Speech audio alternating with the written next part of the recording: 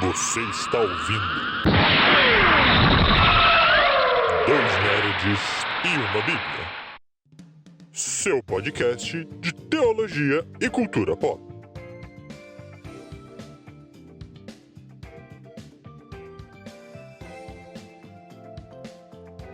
Sejam muito bem-vindos, meus amigos e minhas amigas, a mais um Dois Nerds e uma Bíblia, seu podcast de teologia e cultura pop. Eu sou o Beto de Plantão aqui com vocês, sempre disponível para falar de uma boa nerdice, apesar que hoje não é nerdice. Estou aqui com o meu amiguinho, o Lucas. E aí, pessoal, bom dia, bem-vindos a mais um Dois Nerds e uma Bíblia. Realmente hoje não vai ser um cast muito nerd, não. Vamos fazer um Nós Explica, faz um tempinho que a gente não faz. E se você conhece o Nós Explica, sabe qual que é o objetivo, a proposta, já ajuda a gente aí. Curte, comenta, compartilha, faz um negócio que esse agregador de podcast está pedindo para você fazer, onde você está ouvindo. E ajuda a gente a espalhar aí a mensagem dos Dois Nerds, tornar ele mais conhecido. A mensagem dos Dois Nerds. Não é nem a mensagem do Evangelho, né? É a mensagem dos dois, né? É que tem coisa que a gente fala aqui que é coisa da nossa cabeça mesmo, não é evangelho não. Nossas próprias teorias bizarras. É isso, meus amigos, mais um Nós Explica. Nosso bloco aqui, pra você que é novo, primeira vez que caiu aqui de paraquedas, não conhece.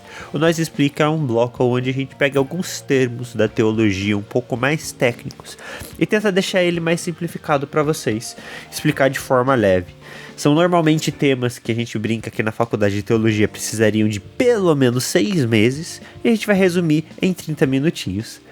E o assunto de hoje, que faz parte da teologia sistemática, e eu vou falar o nome errado com certeza, Hamarteologia, meu amigo. Hamarteologia. Tem um R no meio que às vezes eu esqueço. Eu jogo um Hamateologia, não é? Hamarteologia, que é o estudo sobre o pecado. Mas, como eu prefiro, o nosso tema de hoje é o modus operandi do pecado.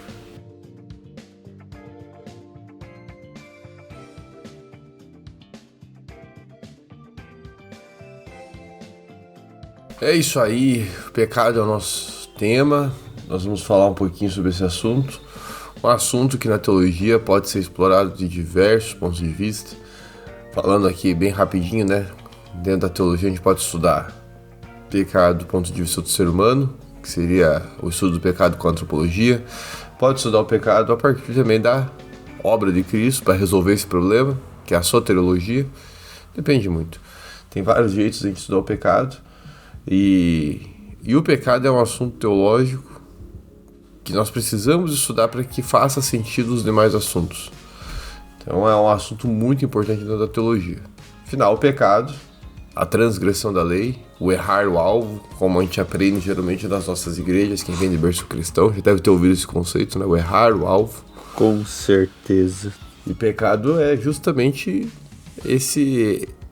essa ideia de errar o alvo. Não tem muito o que mudar na teologia. Não tem um conceito, uau, super diferentão.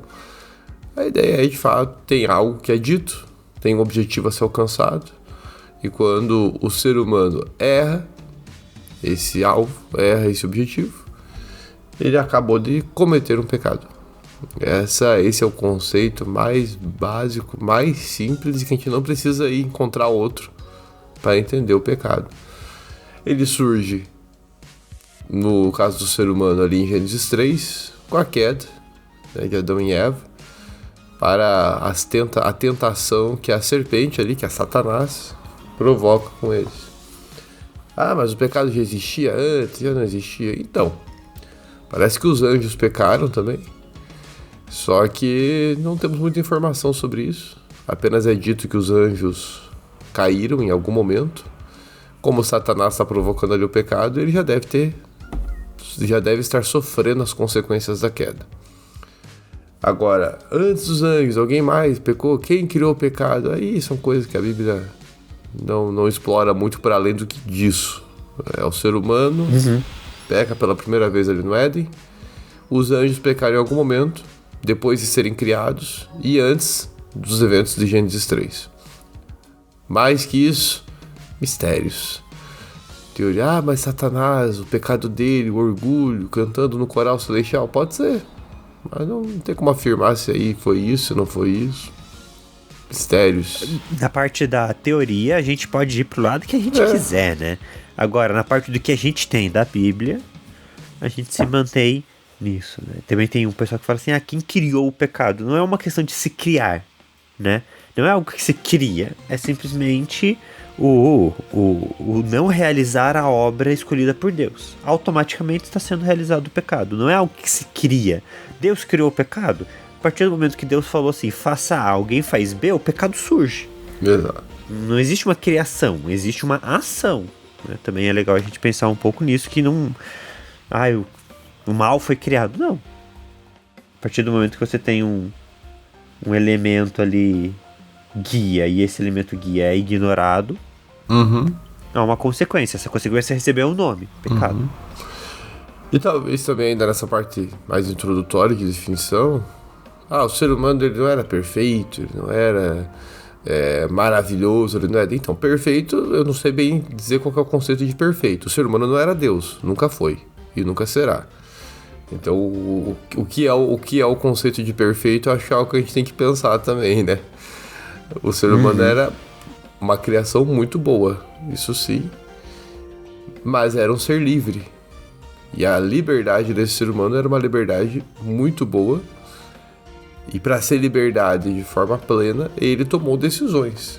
E a decisão que ele toma, ciente de que não deveria comer a árvore do conhecimento do bem e do mal, usando essa liberdade que Deus lhe conferiu, ele escolhe comer do fruto da árvore do bem e do mal. Então o ser humano é livre. Ele, com essa liberdade, escolhe o pecado. E isso evidencia a fragilidade e a inaptidão do ser humano em usar da sua própria liberdade para se aproximar de Deus e querer viver um relacionamento genuíno com Ele. Se formos mais profundo nisso, a gente entra em discussões teológicas. Então esse é o geralzão que é comum a qualquer visão teológica.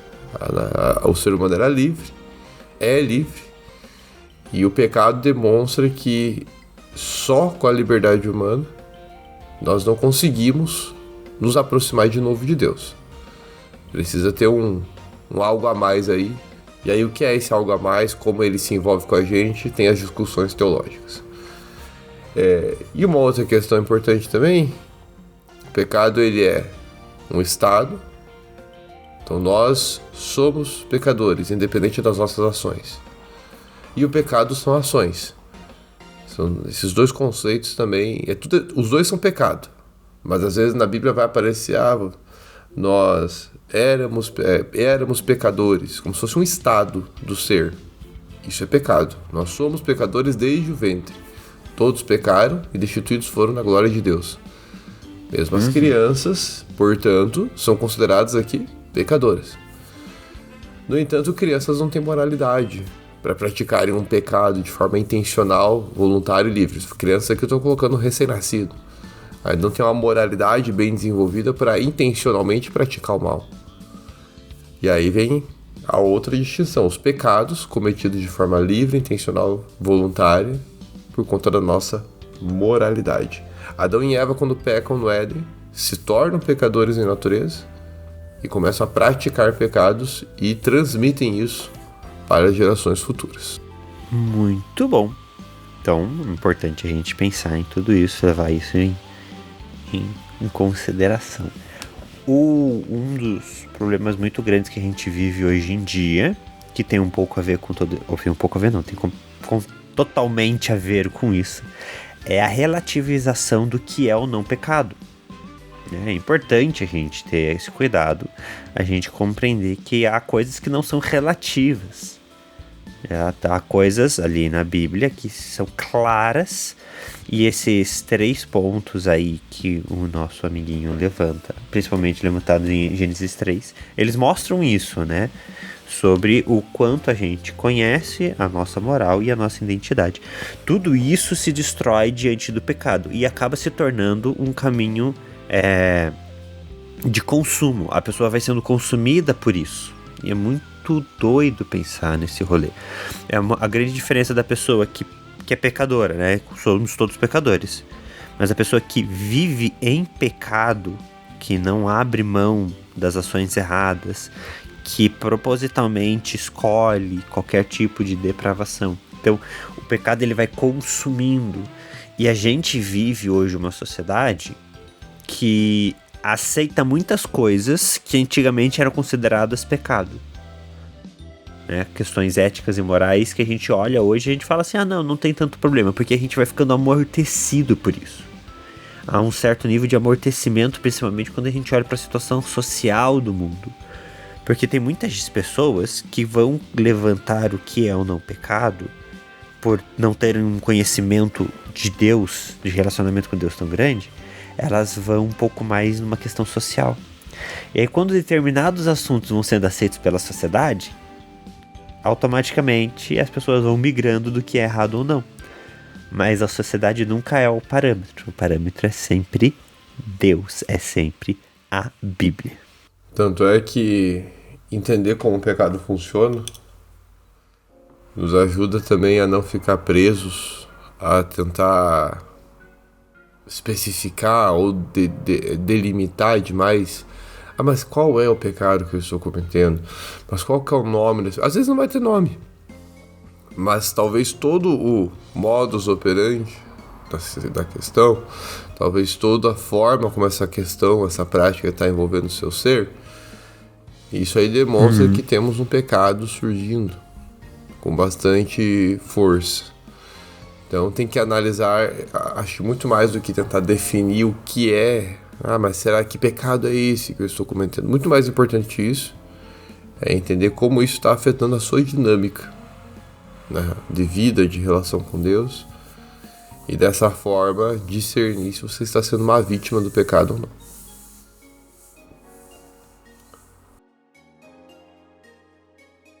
Eu lembro que uma vez um pastor falou sobre o ciclo do pecado, né? E é que ninguém acorda pensando, hoje eu vou pecar. Nenhum nós cristãos, pelo menos, deveria acordar com esse pensamento. Não, hoje eu vou meter o pé na jaca. Não, a gente acorda num dia normal. Só que nós temos diversos, não é impulsos, a gente tem diversas chamados externos, sabe? E aí a gente vai passando o dia e vai processando aquelas informações, nem que elas sejam no subconsciente, até que efetivamente acaba acontecendo o ato do pecado, né? O exemplo que ele sempre dava era a traição, por exemplo. Ninguém acorda falando assim, não, hoje eu vou trair minha esposa, hoje eu vou trair meu marido. Só que vai lá, de manhã assiste um episódio de uma série que trata sobre isso, aí vai pro trabalho, aí ouve alguém falando sobre isso, e aí tem alguém lá, daí vai voltar pra casa e alguém chama pra um happy hour, aí já tá lá, tudo mais, aí vai pro happy hour. Aí sim, você não acorda pensando naquilo, mas toda a sociedade te dá tantas informações sobre isso, sobre busca de uma felicidade que não é verdadeira, mas que parece que é. Aí alguém levanta e fala, não, porque, nossa, meu marido fez tal coisa que é tão ruim. Ou o outro fala, meu marido fez tal coisa que é tão bom. E aí você olha e pensa, putz, o meu marido tá meio ruinzinho, a minha esposa, né, meio xixelentinha. E aí isso começa a brotar em você de uma forma que você não percebe. E aí, efetivamente, o pecado acontece. E isso a gente pode olhar para vários tipos de pecado, deu o exemplo de uma traição, mas isso acontece com várias outras áreas, né? Ninguém quer ser necessariamente um mentiroso, mas aí a pessoa vai começar a se justificar. Eu acho que a justificativa do pecado é uma coisa muito perigosa. Não, mas é que a situação me obrigou a... E isso não existe, né? Quando a gente está vivendo uma moralidade, a gente está vivendo uma vida reta diante de Deus, não existe isso de fui obrigado a, ou eu não tive outra escolha. E foi pensando nisso que a gente consegue... É pensando nisso que a gente tem essa ideia aí de modus operandi, ou ciclo do pecado, que não é nada muito inovador. Na verdade, nós temos o texto do Gênesis 3, e ali a gente percebe um padrão sendo colocado, como o pecado funciona. Mas o texto diz que é um padrão? Não, o texto não diz que é um padrão. Mas em todo o resto da Bíblia, quando a gente vê o pecado entrando em cena, a gente percebe como esse padrão se repete. Então acaba se tornando, sim, um modo de nós lermos e compreendermos, um método de a gente tentar compreender como a dinâmica do pecado funciona no ser humano. Igual tem gente que às vezes fala, qual foi o pecado de Adão e Eva no jardim do Éden? Então não foi um pecado, foi uma série de pecados. Foi uma série de eventos que aconteceram ali que estão em volta desse modus operandi. Por isso que eu falo que não adianta a gente ficar perdendo tempo de qual é o pecado. Um pecado atrai outro, é um troço bem diabólico mesmo. Então os pecados eles vão se atraindo ali e vira uma bagunça.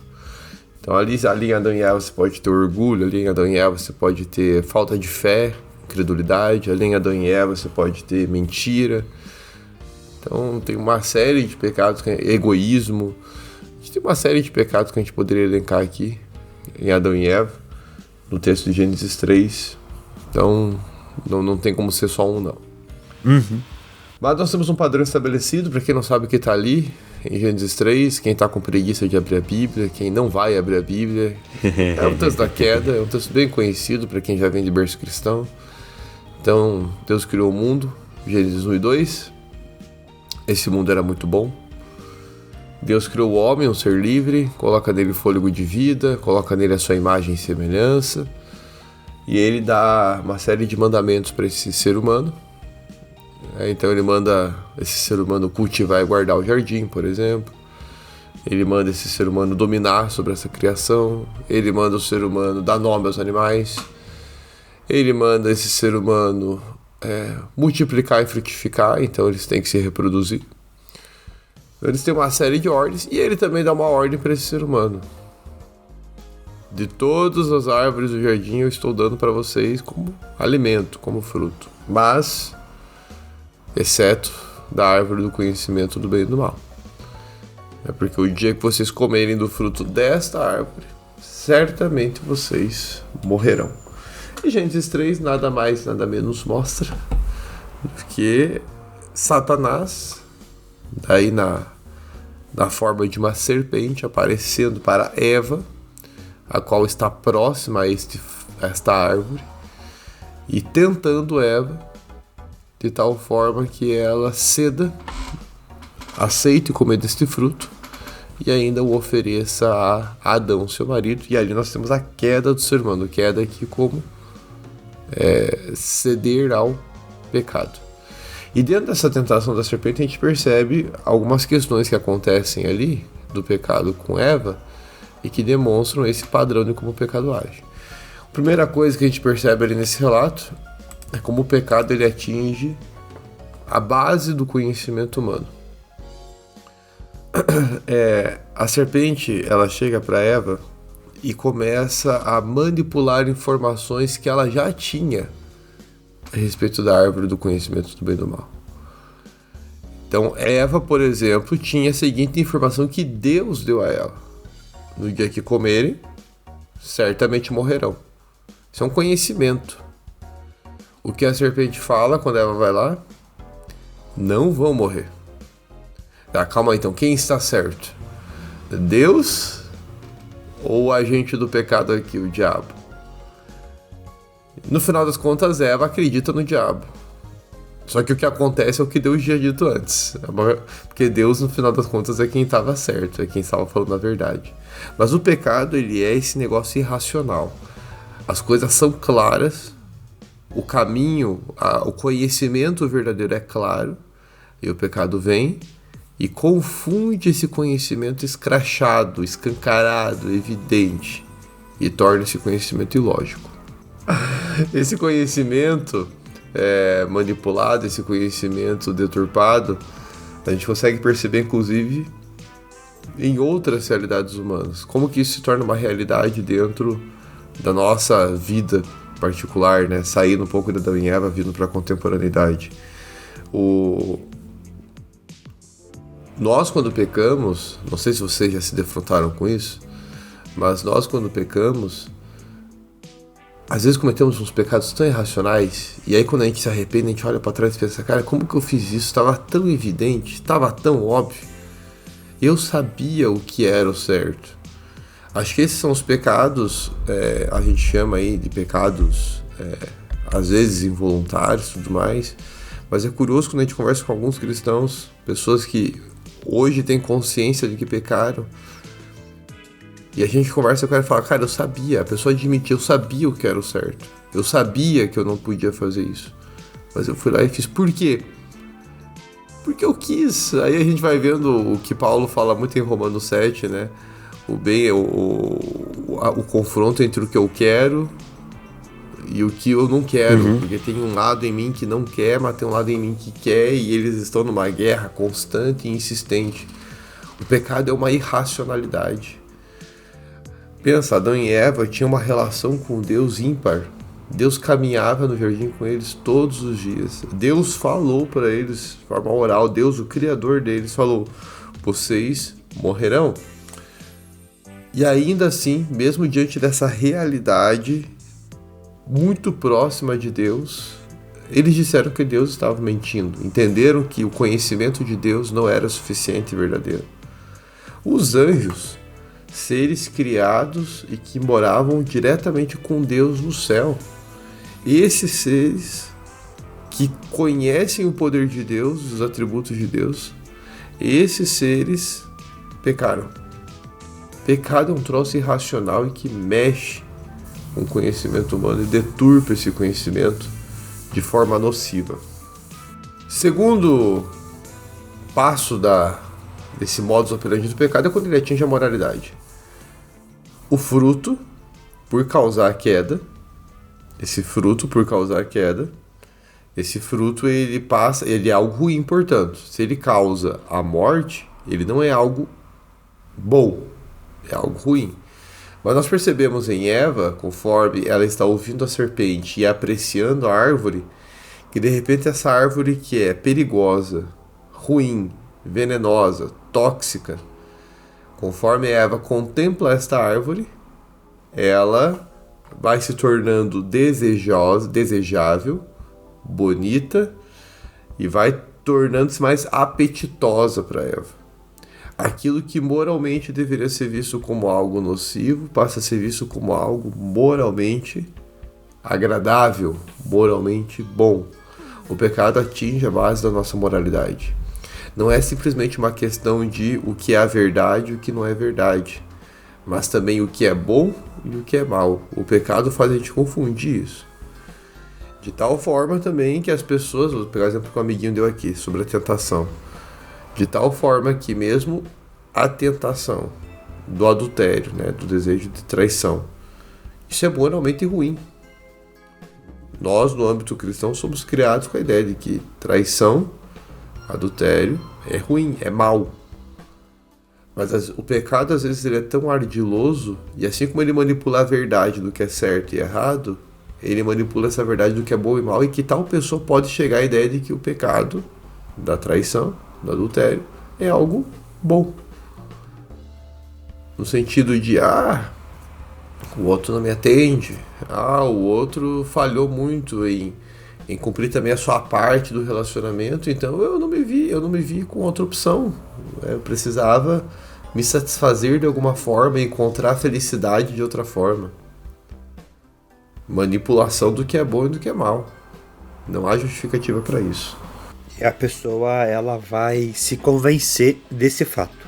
Ela vai construir na mente dela, isso é algo automático, né? Faz parte do ser humano, a crença de que ela tem um direito a essa felicidade, e ela vai transformar esse direito à felicidade em uma verdade para ela, e ela vai perseguir esta verdade. E aí, essa pessoa vai até usar textos bíblicos para gerar para defender uma visão distorcida da realidade, né?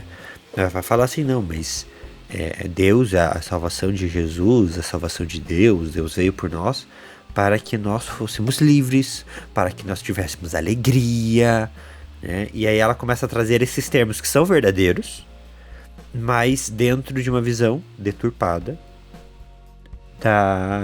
dela.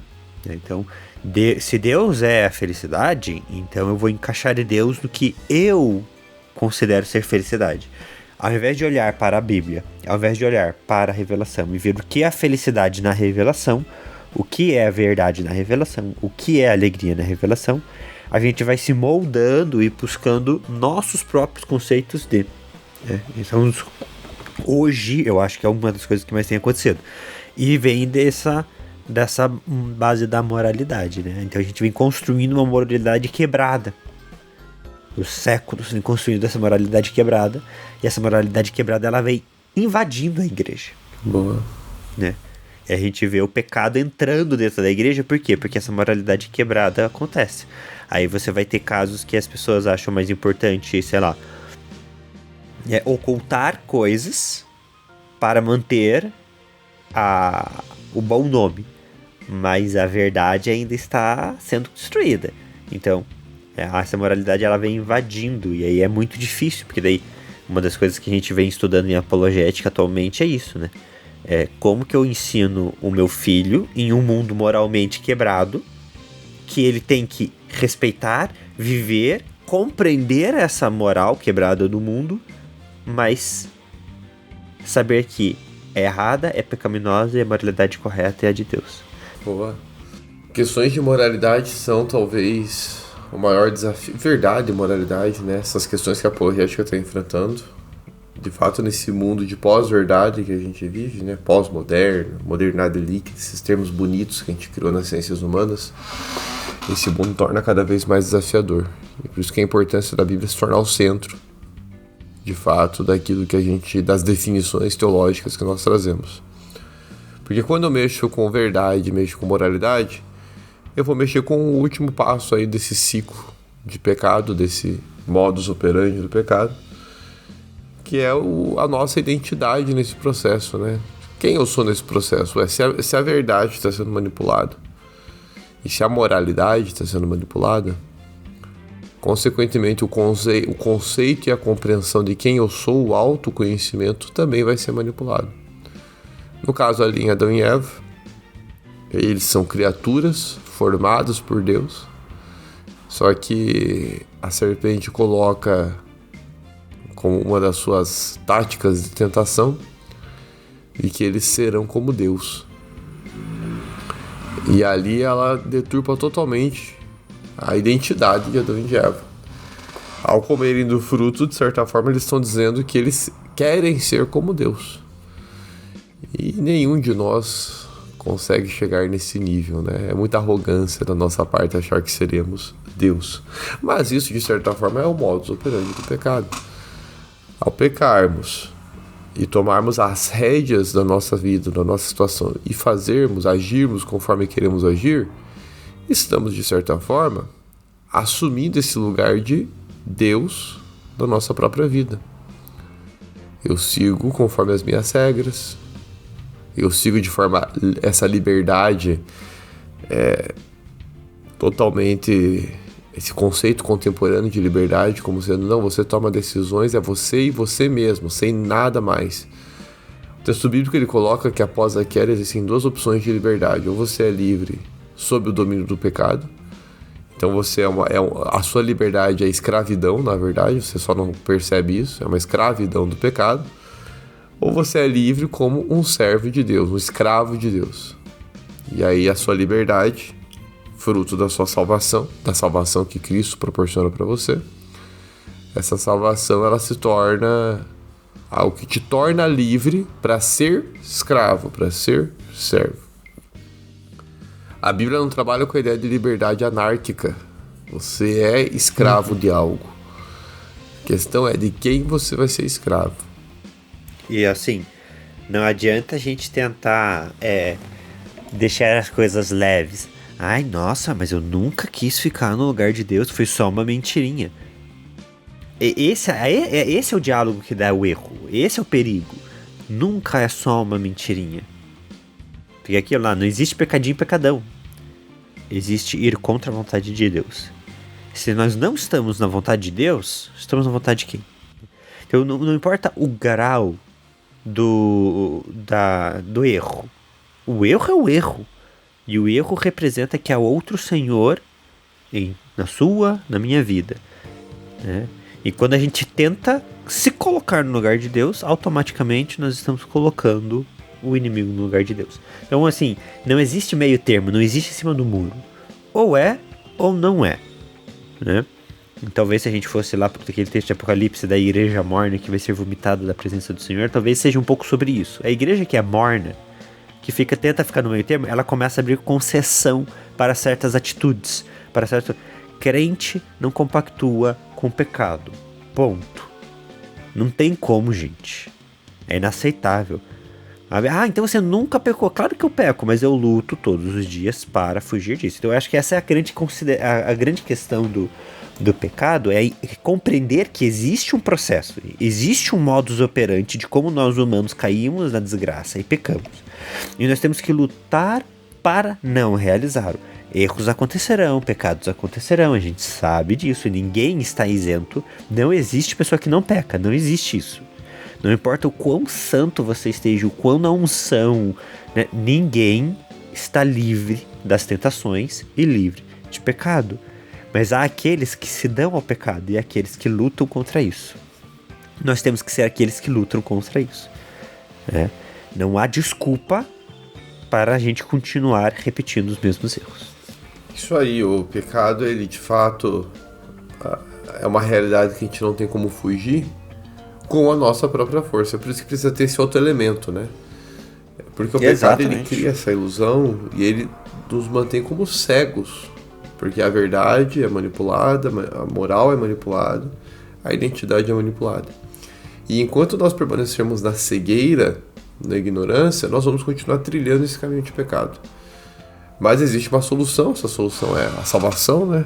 Empreendida aí por Cristo. Chamaremos aí de graça, porque não fazemos nada para merecê-lo. E a graça vem, e a graça se torna um meio de solução para esse pecado. Então a graça, ela de certa forma, eu ia falar redime a nossa liberdade, mas ela não redime completamente. Mas a graça, ela coloca possibilidades para nossa liberdade, de tal forma que a gente consiga escolher o que de fato é a verdade, consigamos compreender e aceitar o que de fato é moralmente bom, e compreendamos melhor quem somos dentro dessa relação com Deus. A graça nos revela, nos tira da ignorância e nos mostra o que de fato devemos ser e o que não estamos conseguindo ser. E ela se torna um meio de eu tentar alcançar o que eu quero ser, o que a Bíblia diz que eu devo ser. Como um amiguinho falou, a gente não vai conseguir. E essa é uma compreensão que todos nós devemos ter a respeito do pecado. Mas apesar de cientes de que não vamos conseguir alcançar, isso é bom, porque daí isso não permite que a gente seja arrogante, faz com que a gente exercite a humildade, faz com que a gente reconheça que de fato somos maus, mesmo com a obra salvífica, continuamos maus. Diante de Deus podemos ser justos, mas continuamos maus e pecadores. Então nós vamos continuar em falha. E quando falharmos, a graça nos ensina que existe o perdão, existe o arrependimento e tudo mais. Ah, mas aí é fácil, se tem a graça, eu peco e depois me arrependo. Pessoas que pensam assim ainda não foram alcançadas pela graça. Porque a graça... Quem acha que é tão simples assim não entendeu. A graça ainda não permite que você pense dessa forma. A salvação não permite que você tenha esse tipo de pensamento. Não vou pecar que depois Deus vai me perdoar. Não é essa a dinâmica. Você não entendeu.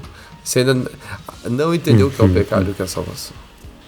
E dentro disso tudo tem, já falamos aqui, isso eu acredito em algum nós explica, esse processo de regeneração. É um processo, né? Não é de um dia para o outro que toda a maldade é expurgada do homem a partir do momento da aceitação de Cristo, né? A vivência com o Espírito Santo. É um processo. Estamos num processo de melhoramento. Temos que nos manter nesse processo de melhoramento, né? Paulo fala assim, esforcem-se para preservar a vossa fé. É um processo, é desafiante essa caminhada, porque a gente está indo contra o mundo, então é difícil mesmo. As coisas gostosas do mundo, a gente vai abrindo mão para ter coisas melhores depois, né? Porque o melhor vem depois, que é o pós-vida. Mas a vida aqui, ela é mais sofrida mesmo, e vai continuar sendo, gente, faz parte. Mas a gente tem que, eu acho que é muito importante isso, vislumbrar isso, perceber daquelas coisas que você comete de errado, aqueles pecados que você sabe que fazem parte da sua rotina. Que é horrível, né, pensar numa coisa dessa. Nossa, eu não tenho isso. Não, a gente tem, acontece. Daquelas coisas que você é mais fraco, né, as tentações que você sabe que te provocam. Como você vê elas sendo apresentadas a você no seu dia a dia. A gente fez uma live daquele livro do Cartas do Diabo ao Seu Aprendiz, né? E é um livro que mostra um pouco disso, né? Como o inimigo vai nos minando de tentações, de informações. E aí é importante a gente saber isso, porque daí a gente começa a se cuidar, sabe? Tem um site que, né, tipo, é uma rede social, é um perfil no Instagram que você já vai parar de seguir, é um tipo de conversa que você já não vai participar.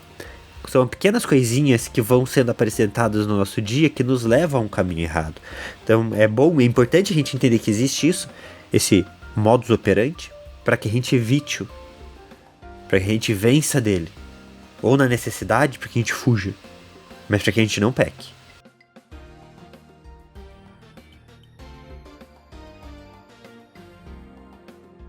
É isso então, meu povo. Um assunto delicado, meu amiguinho. Assunto pesado.